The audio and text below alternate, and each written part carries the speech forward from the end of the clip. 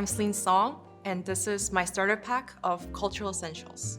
Of course, I feel like there are so many movies that I would consider my favorite. I'm always like, no, that's my favorite, this is my favorite. But the truth is that if you ask me what is the last movie you want to watch in a movie theater in your life, let's say it's the last movie you can see, I would always say Zootopia, because I love Zootopia for the main story of this bunny that's trying to pursue her dream in this big city.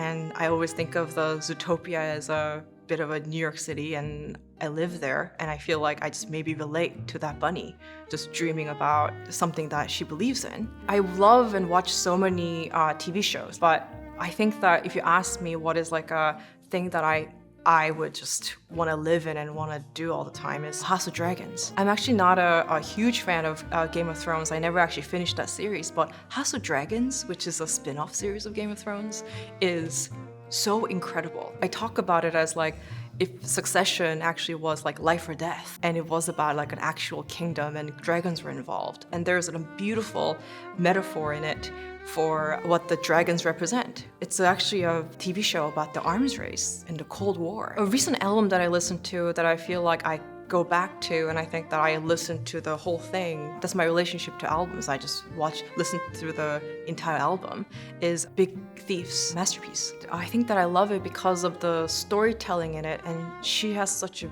beautiful voice. My favorite song in it is Vegas because it's such a romantic song. I think all the songs on Masterpiece is just very, very romantic.